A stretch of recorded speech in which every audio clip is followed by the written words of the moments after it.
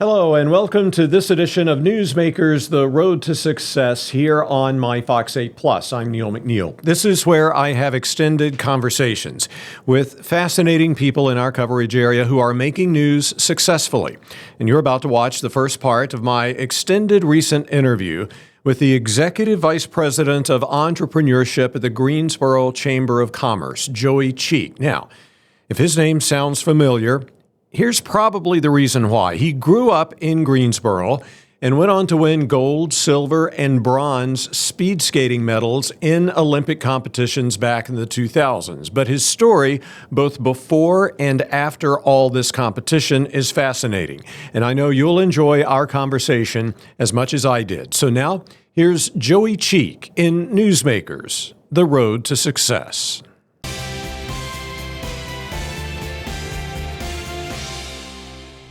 Hello and welcome to another edition here of Newsmakers, The Road to Success on my Fox 8 Plus. I'm Neil McNeil. Joining me today is someone I consider to be one of the most fascinating people in Central North Carolina and the world, for that matter, Joey Cheek. Thank you. He is the Executive Vice President of Entrepreneurship for the Greensboro Chamber of Commerce. Welcome. So glad to have you today. Yeah, I love this. I was just saying, this is my favorite form of media. I was going to say, you also have a background in computers. That's right. So you understand what streaming is. Sure. Yep. And you were telling me you kind of helped develop some of the early streaming devices, including Apple TV, correct? So talk to me about that. Yeah,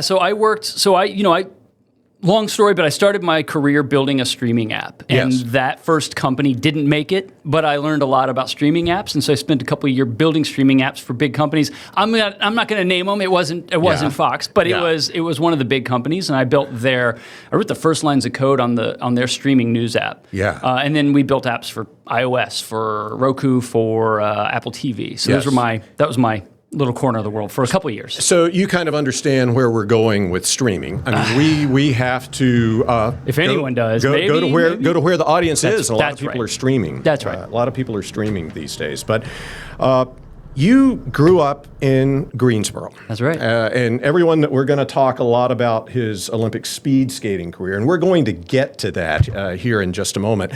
But I'd like to start out by talking about your childhood in Greensboro. What was that like growing up in Greensboro? It's been fun reflecting now that I'm back as an adult, because the big difference, I think, is in the whole, the kids would call it the vibe now, but you might remember in the 90s, it was a little bit of a, I'm not going to say it's not depressed, it was a challenging place to live at the time. It felt like every week there was another bad news story. One of the big three, tobacco, textiles, and furniture, were going away. Overseas. That industry was starting to get hollowed out. Right. It didn't feel like the future. And so I was on skates and loved it. And all I wanted to do was skate. And all I wanted to do was go travel the world and go see what was out there. Right. And it felt like you're not going to do it here. You got to get on the road. Now, obviously, to be an ice skater, that's obviously true. There was not, this is way before the ice house. There was no speed skating on ice here. Right. But it felt like, great, I need to go out. I need to go and see the world. So that's exactly what you did. You are a graduate of Dudley High School in the Science, Math, and Tech Magnet program there. But you kind of got your start athletically in skates that had wheels on them. So tell me a little bit about that. And we're talking about this. Oh, my goodness, look at that young man. The good old days. Handsome guy. And look at the wheels on those skates. That's right. Quad skates, not even inlines. Not even rollerblades yet. So how did you get started in this? All right. So the skating rink on Church Street, the Skateland USA North on Church Street, is about 2 miles from the house I grew up in. Okay. There was a kid in my neighborhood, a kid named Brian Anderson, who, by the way, he's a grown man now, right? But Brian Anderson, he continuously keeps re-editing himself into my Wikipedia page. I don't know if he's there. It depends on if the editors get him. But a great friend in our neighborhood, he and I convinced my mom, if we go to the North Rink and skate the beginner skate practice on Saturday morning, the four-wheel roller skate, speed skating practice, I could go there, skate practice, skate the session, and get a free Coke, and it was $2. So did you know how to skate on wheels by then? Not at all. Not, okay. I never put skates on my feet. Wow. That was about 16 months after I put skates on for the first time. And that's at the national championships that I believe was in Philadelphia that year. Okay, and that says 91. Yeah, Is that about the year? That's correct. That's so, the year. So that would be, so that would be about 18, let's call it 18 months after I put skates on for the first time. Okay. I was winning medals at the national championships for age group. Right. And I will say, I'm sure we'll talk about him, but it's been wild seeing my son, who's 4. And look, every dad is going to brag about their kid. Right.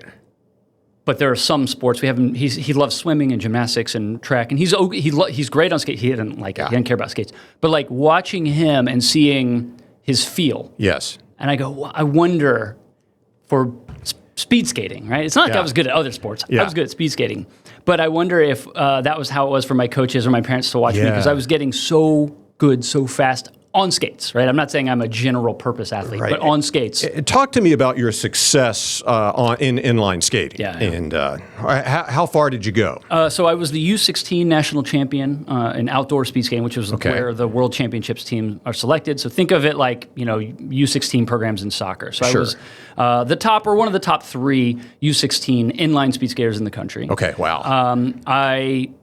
From the time I put skates on, I've said this enough that people probably heard me say it, but it felt like the thing I was made to do. I put skates on and it was like breathing air, right? Yeah. You just don't, this is what I was recognized you had the talent for it and it worked. And crazy ambition for it. Yeah. A lot of the things that I was good at in the other parts of the world, right? I was always a nerd, so I always loved science and technology. Of course, and math. So am I. Yeah, I don't skate, but I'm a nerd. Yeah. Well, and this was a world in which, again, growing up in the South, being good at those things, not that cool. I'm not saying roller skating was that cool, but I went to this other world, and now I was kind of like a little, you're like a little king of this world. Right. You're winning cities and then states and regionals and then winning medals at the national championships in a very short amount of time. Right. So it was my place, and I wanted to be the best in the world at it. So I understand in 1994, you came across this guy, Dan Jansen. Dan He was a major influence because he was in the 1994 Olympics. What was it about Dan Jansen that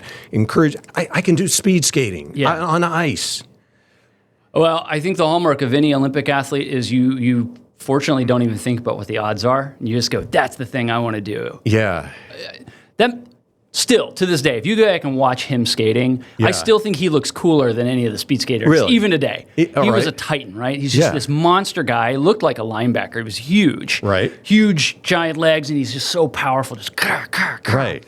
And I saw that, and I watched him skate, and he won the gold medal. Absolutely. In his last Olympic race, right? So, the network airing those races is hyping him up, and this is his last chance to become Olympic champion. If you wrote his story and put it in a movie, people would go, that's ridiculous. That's too fantastical. But he finally wins a gold medal in his last chance. And so all of this sort of cultural hype is building up, and I see this guy do this in this sport that is not too dissimilar. Right. We're racing on skates. I'm on wheels. He's on ice. And I said, I want to do that. I want to do that. That leads to an interesting question. The skill set for inline skating and the skill set for ice speed skating. I'm a novice, and I would think there are a lot of similarities there. Is it true? What's the biggest difference? The biggest difference is the physical power output. Okay. Inline speed skaters tend to look more like cyclists. We're long, thin, honestly, like I'm built. Right. You're long, you're thin, right. You have a high turnover, fast feet. Speed skating on ice skates is a big power sport. In some ways, it's like being a weightlifter versus a cyclist. Well, I see, you kind of leaning the that's back right. and forth. Yeah. Yeah. The big sort of technical difference in ice speed skating, it's a time trial, first of all the races. So the races I won, 500,000, 1,500 meters. Right. Those races, you get one shot, one time. Right. And whoever's the best time on the day that you were competing at the Olympics is the Olympic champion. Right. So no pressure, kid, but your whole career comes down to one race.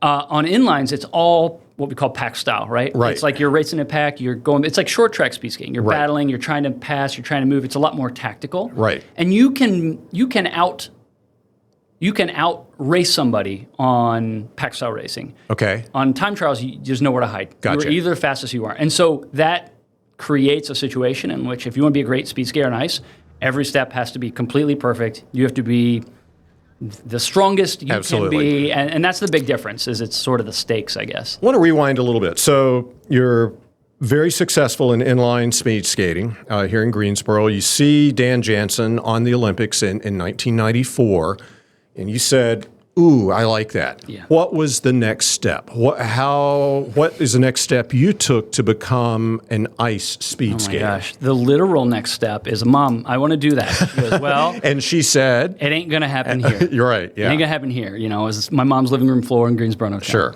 Carolina. There used to be a magazine that was a newspaper style, right, broadsheet style magazine called Speed Skating Times. Okay.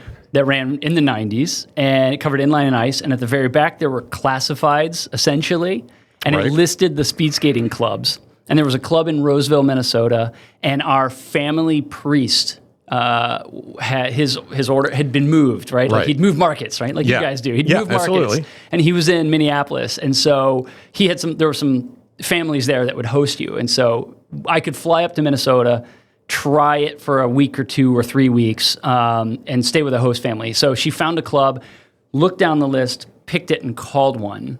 Oh, wow. And it turns out the coach of that was a guy named Kent Tomitz. His brother Nick Tomitz was on the Olympic team and had been coaching Dan Jansen. Wow. Dumb coincidence, Oh, but yeah, wow. it sounds like this like cosmic coincidence. Yeah. And we probably felt that way. Speed Right. skating is a tiny sport. You're going to meet somebody who knew one of the Olympians anyway. Small world. It's small a very world. small world, Yeah. but it felt cosmically significant. And that was the first place I ever put ice skates on. Okay. Yeah, I'd never had ice skates on. So I flew to Minnesota and put ice skates on. What better place to learn how to ice skate than Minnesota, where Yeah. it's cold and icy all the time? Yeah, and let me tell you about culture shock. I was 14, 15, flying to Minnesota. It's outdoor oval. Yeah. February Oh, my in goodness. Minnesota. Yeah. And, nothing for like technical apparel that you're going to need to wear to keep yourself warm. It was like long underwear and anything I could find. I must have looked ridiculous. So I've actually got some video from that time. Although we shot this in Greensboro at the Ice House. Yeah, this would have been quite a few years after that, but Yeah, it looks like you have the USA team That's uniform on. Yeah. But just look at that form. There Yeah. it goes. It's sometime in the 1990s.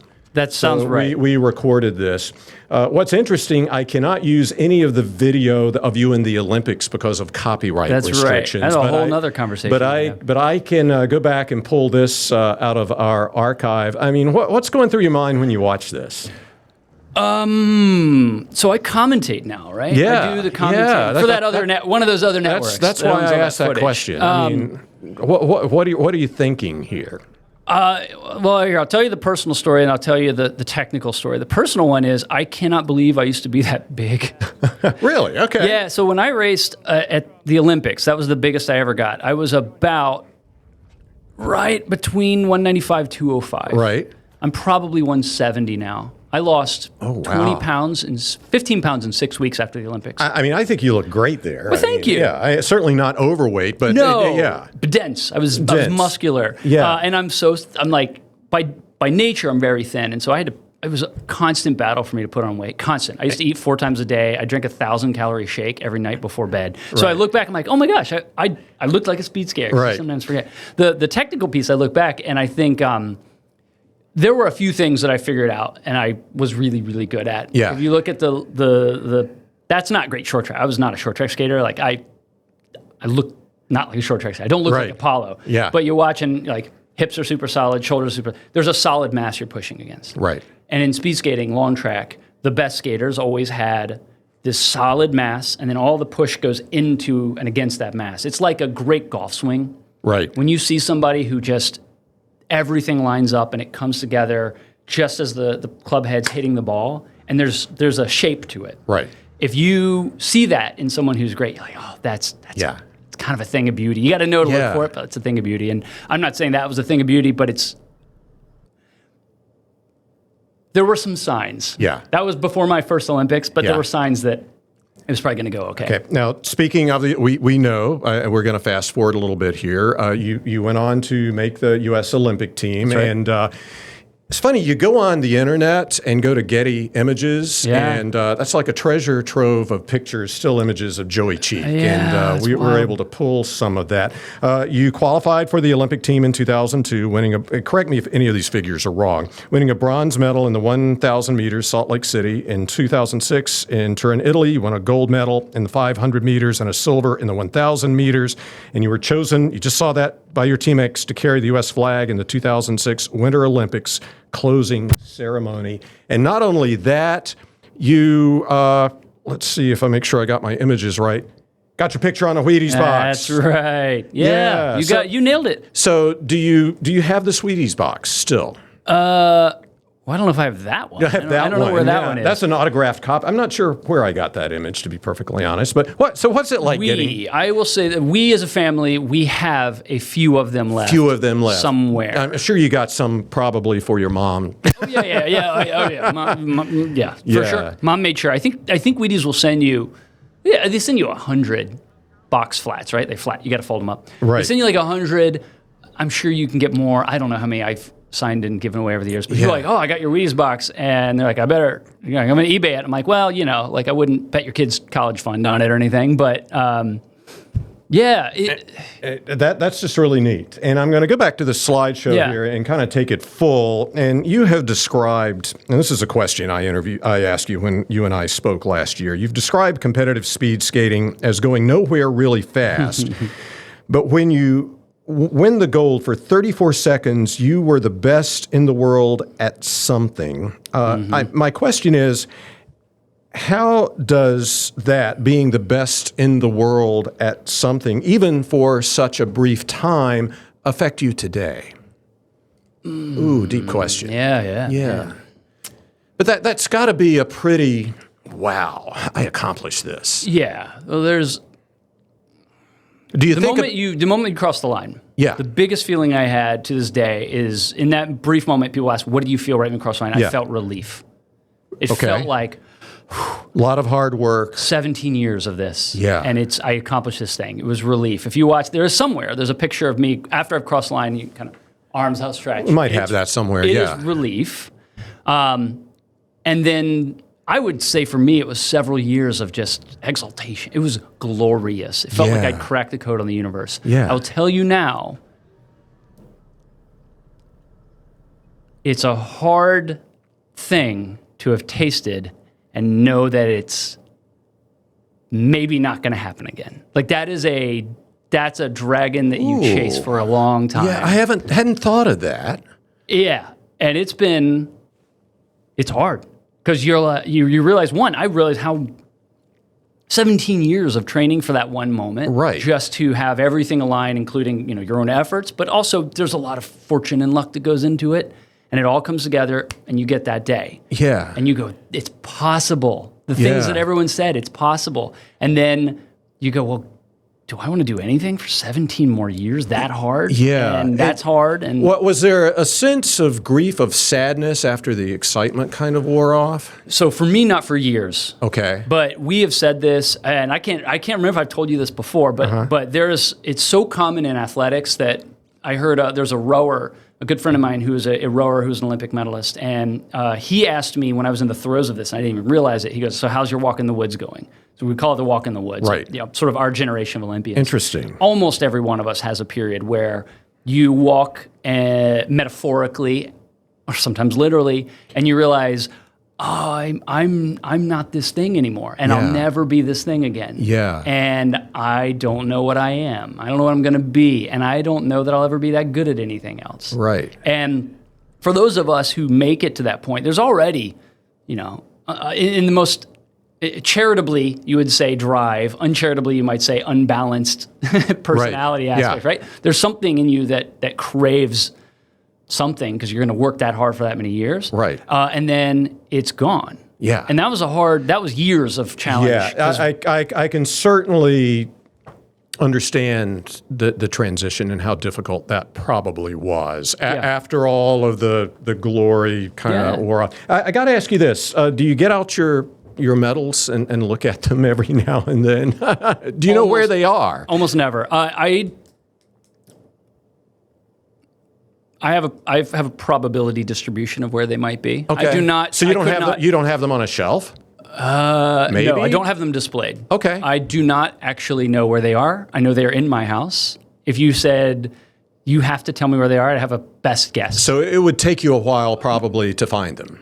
Yeah. If they're not in the place I think they are, then I have no idea. My wife probably knows. Yeah. She's better at keeping track of them. Right. And she rolls her eyes every time. We're going to talk about your wife and son here in a few minutes, and we'll talk about that. But after the 2006 Olympics, you decided, and correct me if I'm wrong, because all of this is based on published reports that I've read. Yeah. Can't vouch for their accuracy, but I'll get you to confirm it right here. After the 2006 Olympic victories, you decided to donate your gold medal bonus, $25,000, to an organization called Right to Play. That's right. Right to Play. And there you are, wearing the Right to Play jacket there. Yep. This is an organization focused on using sports to improve the lives of children in disadvantaged areas. I went on the internet. It still exists. Yes. My question is, why this organization? What did you like about this organization? Why did you decide to donate your bonus to it and become active in publicizing its mission? Yeah, that was just the start, really. So donated the gold. I also donated the silver medal bonus as well. Okay. So it ended up being $40,000 back in 2006 when that was real money. Yeah. So Right to Play, the backstory on that is it actually was founded by another speed skater, a guy named Johan Olof Koss, right, who was the 1994 gold medalist in 3 of the distances that Dan Jansen didn't win. So it was Dan Jansen won 1 gold and Johan Koss won 3, and there was 1 other medalist. And so Koss was another of my big inspirations and big heroes, and he was one of he's a Norwegian guy, so he wasn't an American guy, but he started this foundation. It was originally called Olympic Aid. Right. At the village, he was doing some of this work in Africa. I think it was maybe in Eritrea, but after the war that had happened there. And he had basically gone into these areas and had met with refugees. And he said, "What can I do for you?" And at the time, they had sort of the basics of necessity taken care of. They had food, water, and shelter, and that's it. And there were a lot of kids. There are still a lot of children in refugee camps. And they said, "We've got nothing for these children to do." And so he started bringing sport equipment over. Wow. And people they criticized him. They said, "Well, look, these kids are in refugee camps, and you bring sporting equipment." And he goes, "Yes, and they also need homes, and they need protection and these other things, but they still need their childhood."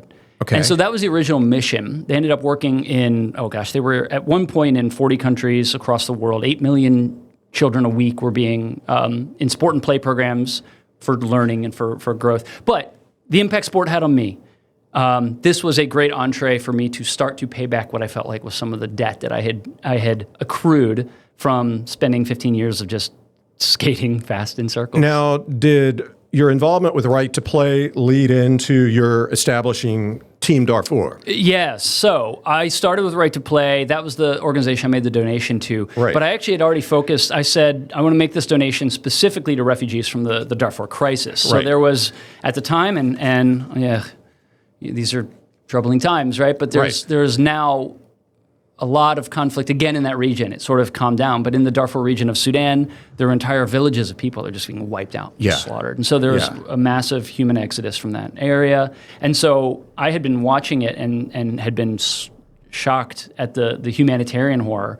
And this was a small way I could raise awareness, let the world know, and a little token donation. It wasn't a huge scale of the conflict, but it was what I could do. Although it ended up growing into a much bigger movement that I was a part of. So the thing about Team Darfur versus Right to Play was purely aid and humanitarian. And we were making political statements that these people needed to be protected, that they needed to be kept safe from these militia groups that were gunning them down. So, Cheek completed his competitive speed skating work and spent time and money helping these 2 charitable organizations. He would go on to complete his college degree in economics at Princeton and enter the world of entrepreneurship, which would eventually lead him back to his hometown of Greensboro and become one of this area's leading authorities on starting businesses. These stories, his advice for those of you thinking of starting a business, and the keys to his success are worth watching in the second part of our conversation which we'll post soon on My Fox 8 Plus if we have it already. In the meantime, thank you for watching this edition of Newsmakers, The Road to Success, here on My Fox 8 Plus. I'm Neil McNeil, and we'll see you next time.